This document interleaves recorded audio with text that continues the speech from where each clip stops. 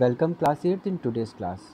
Students, in our previous class we have discussed about forest and its types. Different type के forest के बारे में हम लोगों ने पढ़ा था.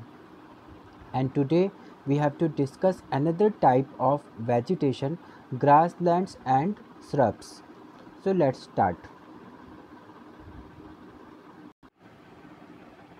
First type of grassland is tropical grassland. Tropical grasslands are located in the tropical zone.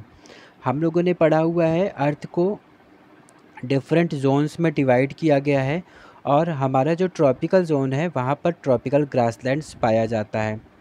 ये फॉरेस्ट मॉडरेट अमाउंट में रेनफॉल रिसीव करते हैं. यानी एक मॉडरेट अमाउंट का मतलब होता है कि ना बहुत ज़्यादा और ना बहुत कम, एक मीडियम अमाउंट में यहाँ पर रेनफॉल होती है और इस रेनफॉल में ही इस टाइप के ग्रासलैंड्स ग्रो करते हैं. ज़्यादातर यहाँ पर जो नेचुरल वेजिटेशन होता है वो बहुत ही थिन और स्पार्स होता है, मतलब बहुत कम अमाउंट में होता है. बहुत डेंस फॉरेस्ट या बहुत डेंस ग्रासलैंड्स नहीं होते हैं. This regions comprises shrubs, grasses and small trees. इस रीजन में जो भी वेजिटेशंस, जो भी नेचुरल वेजिटेशन पाए जाते हैं वो मेनली श्रब्स के फॉर्म में होते हैं, ग्रासेस होते हैं और ट्रीज़ होते हैं तो बहुत ही स्मॉल साइज़ के ट्रीज़ होते हैं. इन ग्रासलैंड्स को सवाना के नाम से भी जाना जाता है. They are located in Guiana highland in South America. Brazil के हाईलैंड में भी पाया जाता है इस टाइप का grassland. Sudan and northern Australia में भी ट्रॉपिकल ग्रासलैंड्स पाए जाते हैं. Next type of vegetation is temperate grassland.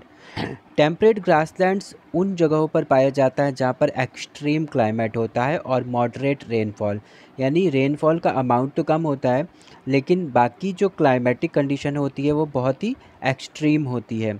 ये ज़्यादातर हमारे कॉन्टिनेंट्स के इंटीरियर पार्ट्स में पाए जाते हैं. डिफरेंट टाइप के टेम्परेट ग्रासलैंड्स पाए जाते हैं जिन्हें उन रीजन्स पर जहाँ ये अवेलेबल होते हैं वहाँ पर डिफरेंट नेम्स से जाना जाता है, like steppes of Eurasia, prairies of North America, downs in Australia, velds in South Africa and pampas in South America. ये ग्रासलैंड मेनली यूज़ किए जाते हैं कैटल रियरिंग के लिए. ऐसे जो रीजन्स होते हैं जहाँ पर इतने ज़्यादा अमाउंट में ग्रासलैंड्स पाए जाते हैं वहाँ पर लोगों का मेन ऑक्यूपेशन कैटल रियरिंग यानी एनिमल हस्बेंड्री ज़्यादातर होता है, जिससे उन लोगों को एनिमल्स के लिए फूड बहुत ही आसानी से अवेलेबल हो जाता है.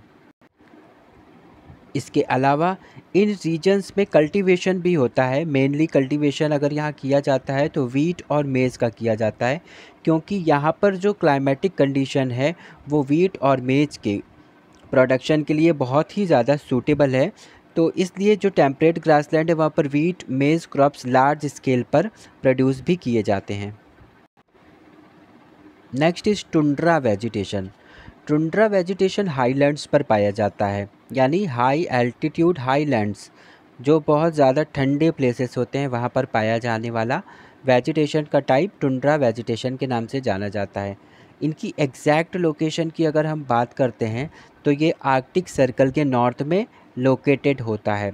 ठीक है, तो हम लोगों ने पढ़ा है ना आर्कटिक सर्कल में कितना ज़्यादा ठंडा होता है वहाँ पर, क्योंकि सन की हीट बहुत ज़्यादा अमाउंट में पहुँच ही नहीं पाती है. ज़्यादातर ये एरिया फ्रोज़न होता है, जमा हुआ होता है ना. यहाँ पर वाटर का अमाउंट बिल्कुल जमा हुआ होता है, फ्रोज़न होता है, इसीलिए से हम लोग फ्रीजेड जोन भी कहते हैं. हीट जोन्स में हम लोगों ने डिस्कस किया हुआ है. तो आर्कटिक सर्कल का नॉर्थ पार्ट यानी ये बहुत ही ठंडा और स्नो से कवर्ड होता है. तो जब जिस एरिया में बहुत ज़्यादा स्नो फॉलिंग होगी, बहुत ज़्यादा अमाउंट में स्नो से कवर्ड होगा एरिया, तो कॉमन सी बात है ना, आसानी से हम समझ सकते हैं कि वहाँ पर प्लांट्स बहुत ज़्यादा ग्रो नहीं कर पाएंगे, क्योंकि इतना लो टेम्परेचर होने की वजह से प्लांट्स के लिए, ट्रीज़ के लिए सर्वाइव कर पाना पॉसिबल नहीं हो पाएगा. इनके अलावा जब इतने हैवी अमाउंट में स्नो फॉलिंग होती है वहाँ पर तो जो प्लांट्स होंगे वो बहुत ज़्यादा बड़े भी नहीं हो पाएंगे साइज़ में, है ना। उससे पहले ही उनके ऊपर जब इतना अगर स्नो का लोड आ जाता है तो वो उसकी वजह से भी ख़राब हो जाते हैं, डिस्ट्रॉय हो जाते हैं। तो यहाँ पर टुंड्रा वेजिटेशन में हम पाते हैं कि प्लांट्स और ट्रीज़ की हाइट बहुत ज़्यादा नहीं होती है, और क्योंकि ये एरिया स्नो से कवर्ड होता है इसलिए ग्रासेस भी हमारे स्नो से कवर्ड ही पाए जाते हैं और बहुत कम अमाउंट में पाए जाते हैं। अगर हम यहाँ के कुछ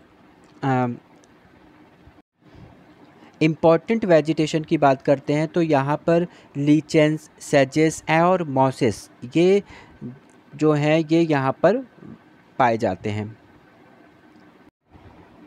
इनके अलावा अगर कुछ शॉर्ट सर्ब्स की बात करते हैं तो यहाँ पर विलो ट्रीज़, ज्यूनिपर्स और बिर्चेस, ये जब समर सीज़न आता है, जब यहाँ पर टेम्परेचर थोड़ा सा हाई होना शुरू होता है तो ये उस टाइम पर डेवलप करते हैं साउदर्न एरियाज़ में, ठीक है। और बाकी विंटर सीज़न में वेजिटेशन बहुत कम अमाउंट में यहाँ पर देखने को मिलता है। Next, dessert vegetation. डेज़र्ट हम सब ने समझा हुआ है, डेज़र्ट सबको पता है कि ये बहुत ही हॉट और ड्राई होते हैं। यहाँ पर रेनफॉल बहुत कम होती है या कभी कभी बिल्कुल नहीं होती है, जिसके वजह से यहाँ पर सॉइल में ना तो मॉइस्चर होता है और ना तो फर्टिलिटी होती है ना। तो जब फर्टिलिटी नहीं है सॉइल में, डेजर्टिक हो चुका है बिल्कुल, है ना, तो वो ऐसी जगहों पर वेजिटेशन हो पाना बहुत अच्छे अमाउंट में पॉसिबल नहीं होता है। तो हम ये मान सकते हैं कि यहाँ पर जो वेजिटेशन का कवर होता है वो बिल्कुल ना के बराबर होता है। लेकिन कुछ एरियाज़ में जहाँ पर थोड़े बहुत चांसेस हैं, थोड़े बहुत कुछ फेवरेबल कंडीशंस मिल जाते हैं प्लांट्स ट्रीज़ को ग्रोथ करने के लिए, तो कुछ एरियाज़ में यहाँ पर वेजिटेशन देखने को मिलते हैं। Thorny bushes, cactus and acacia are common vegetation of this region. ज़्यादातर कांटे वाले ट्रीज़ पाए जाएंगे यहाँ पर, और जिनको कम अमाउंट में वाटर की रिक्वायरमेंट होती है, ऐसे ट्रीज़ और प्लांट्स यहाँ पर देखने को पाए जाते हैं। क्लियर। तो ये थी कुछ नेचुरल वेजिटेशंस के टाइप्स। अब हमारा जो नेक्स्ट टॉपिक है वो है conservation of natural vegetation. Natural vegetation is a type of natural resource, है ना। नेचुरल रिसोर्स का ही एक एग्जांपल है नेचुरल वेजिटेशन, जो हमारे लिए बहुत ज़्यादा यूज़फुल होता है। हम कह सकते हैं कि फॉरेस्ट यानी नेचुरल वेजिटेशन हमारे लिए एक नेचुरल वेल्थ की तरह काम करता है, जो ऐसा वेल्थ जो हमें नेचर ने दिया है, गॉड गिफ्टेड है ना। लेकिन आज के प्रेजेंट टाइम पर ह्यूमन बीइंग ने यानी हम सब लोगों ने नेचुरल वेजिटेशन को अपने ग्रीड की वजह से, अपने लालच की वजह से बहुत ज़्यादा डिस्ट्रॉय कर दिया, बहुत ज़्यादा हार्म पहुंचा दिया है, नुकसान पहुंचा दिया है, जिसके वजह से क्या हो रहा है कि आगे फ्यूचर के लिए हमारे पास नेचुरल वेजिटेशन का अमाउंट बहुत कम हो जाएगा। रीज़न्स क्या हैं जो हम इतना ज़्यादा डिस्ट्रॉय करना शुरू कर चुके हैं नेचुरल वेजिटेशन को? तो रीज़न्स हैं जो लगातार कंटिन्यूअसली इंक्रीज़ हो रहा है पॉपुलेशन के अंदर, पॉपुलेशन में इंक्रीज़ हो रहा है, लार्जर नंबर में हमारे पास ट्रीज़ काट दिए जा रहे हैं for the purpose of industries, agriculture and residential. हम लोग रेजिडेंशियल पर्पस की वजह से, रहने के लिए जगह ना होने की वजह से फॉरेस्ट की कटाई कर रहे हैं, नेचुरल वेजिटेशन को डिस्ट्रॉय कर रहे हैं। साथ ही एग्रीकल्चर, क्योंकि जब पॉपुलेशन ज़्यादा हो जाती है तो हमारे पास खाने पीने की चीज़ों की डिमांड भी बढ़ जाती है, और वो पूरी हो सकती है ज़्यादा एग्रीकल्चर करके। तो हम लैंड ज़्यादा अवेलेबल कराने के लिए फॉरेस्ट की कटिंग कर देते हैं, जिससे हम फॉरेस्ट को यानी नेचुरल वेजिटेशन को बहुत हार्म पहुंचा रहे हैं। साथ ही साथ इंडस्ट्रियल यूज़ के लिए जो हम लैंड यूज़ करते हैं उसके लिए भी हम लोगों ने फॉरेस्ट को डिस्ट्रॉय कर दिया है। तो ये कुछ पर्पस हैं हमारे ह्यूमन बींग्स के, जिनकी वजह से नेचुरल वेजिटेशन को हार्म पहुंच रहा है। तो जो ये सारी प्रोसेसेस हो रहे हैं, जो रिमूवल किया जा रहा है फॉरेस्ट का, इसको हम लोग डिफॉरेस्टेशन कहते हैं।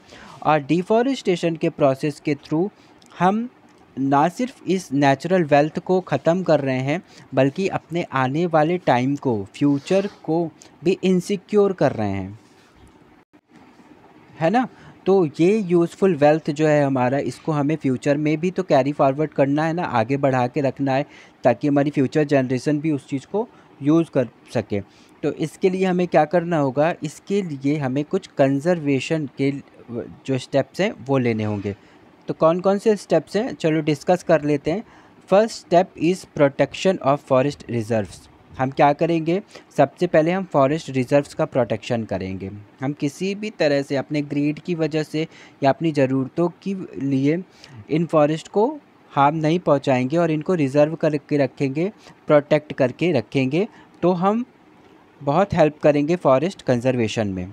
Second is afforestation, large scale plantation of trees to increase the area under forest. हम जो भी फॉरेस्टी एरिया है वहाँ पर क्या कर सकते हैं, लार्ज स्केल में प्लांटेशन करें, है ना। अगर हम एक साइड पे मान भी लेते हैं कि हमारी ज़रूरतें हैं कि हमें ट्रीज़ को कट करना पड़ेगा, पर हम कोशिश करें कि हम कम से कम यूज़ करें फॉरेस्ट का। कटिंग डाउन जो कर रहे हैं उसका अमाउंट हम थोड़ा सा कम कर दें, और साथ ही साथ हम उसके प्लांटेशन भी करते रहें, ताकि जब तक हम फॉरेस्ट का कुछ अमाउंट यूज़ कर रहे होंगे उस टाइम तक कुछ प्लांट्स ट्रीज़ में कन्वर्ट हो चुके होंगे और फ्यूचर के लिए हमारे पास अवेलेबल रहेंगे। ठीक है। Next, protection of forest from forest fires. कई बार नेचुरली फॉरेस्ट में फायर लग जाती है, आग लग जाता है, जिससे एक लार्ज अमाउंट में फॉरेस्ट ख़राब हो जाता है, डिस्ट्रॉय हो जाता है। तो कभी कहीं ना कहीं हम लोगों को कुछ इस तरह के सेफ्टी मेजर्स अपना के रखने होंगे प्रोटेक्शन के लिए फॉरेस्ट के, ताकि अगर कभी कुछ भी इस तरह का नेचुरल डिज़ास्टर ही कहेंगे इसको होता है, तो हम फॉरेस्ट को प्रोटेक्ट कर सकें। Next is discouraging the practice of shifting cultivation. हम शिफ्टिंग कल्टीवेशन का जो प्रैक्टिस चल रहा है, शिफ्टिंग कल्टीवेशन जो की जा रही है, उसको थोड़ा सा डिस्करेज करें, है ना। शिफ्टिंग कल्टीवेशन क्या होता है, पहले पढ़ा है ना। शिफ्टिंग कल्टीवेशन जहाँ पर नोमैडिक ट्राइबल्स क्या करते हैं, फॉरेस्ट को कटिंग करते हैं एक साथ, और एक प्लॉट पूरा जब खाली हो जाता है तो वहाँ पर वो फार्मिंग करते हैं। देन एक ही जगह पर यूज़ करते करते कई बार जब वो फार्मिंग करते हैं एक ही टाइप के क्रॉप को, तो सॉइल की फर्टिलिटी ख़त्म हो जाती है, प्रोडक्शन कम होने लगता है। तो वो वहाँ से शिफ्ट करते हैं, आगे की ओर बढ़ते हैं, और फिर वहाँ पर फॉरेस्ट को फिर कट कर देते हैं और वहाँ पर एग्रीकल्चर करते हैं, है ना। तो ये जो प्रोसेस है ये शिफ्टिंग कल्टीवेशन कहलाता है, जिसमें हम फॉरेस्ट को बहुत ज़्यादा हार्म पहुँचा रहे हैं ना, कटिंग डाउन कर रहे हैं उनका। तो इस तरह की चीज़ों को हम क्या करें, हम डिस्करेज करें। बल्कि अगर सॉइल की फर्टिलिटी कम हो रही है तो हम दूसरे भी उसके लिए स्टेप्स ले सकते हैं, जैसे क्रॉप रोटेशन जैसी चीज़ें हम कर सकते हैं, कवरिंग क्रॉप्स लगा सकते हैं, जो हम लोगों ने पिछले चैप्टर में भी डिस्कस किया हुआ है। तो इस तरह के स्टेप्स लेकर हम लोग किसी भी जगह की फर्टिलिटी को मेंटेन रख सकते हैं और शिफ्टिंग कल्टीवेशन को डिस्करेज करने में भी हेल्प मिलेगी। नेक्स्ट है एनकरेजिंग सोशल फॉरेस्ट्री। हम क्या करें, सोशल फॉरेस्ट्री को एनकरेज करें और लोगों को बताएं कि हाँ, फॉरेस्ट को किस तरह से प्रोटेक्ट किया जा सकता है, कैसे कंजर्व किया जा सकता है, और फॉरेस्ट हमारे लिए किस तरह से यूज़फुल है। तो अगर हम ऐसे कुछ स्टेप्स लेते हैं, अवेयरनेस लाते हैं लोगों के अंदर, तो भी फॉरेस्ट को कंजर्व करने में, सेफ करने में हमारा बहुत बड़ा रोल होगा। और हम इसके अलावा भी क्या कर सकते हैं, हम कर सकते हैं encouraging school children to participate in awareness programme like Van Mahotsav at school, state and national level. हम स्कूल चिल्ड्रंस को अवेयर करें, ऐसे प्रोग्राम्स के लिए अवेयर करें कि वो उनमें पार्टिसिपेट करें जो हमारे इन नेचुरल रिसोर्सेज को, यानी नेचुरल वेजिटेशंस को सेफ रखने में हमारी हेल्प करता है। लाइक वन महोत्सव। वन महोत्सव एक डे होता है जहाँ पर हम लोग वन को, यानी फॉरेस्ट को कंजर्व करने की बात करते हैं, प्रोटेक्शन की बात करते हैं, और प्लांटेशन जैसी चीज़ें भी हम कर सकते हैं, है ना, करना चाहिए।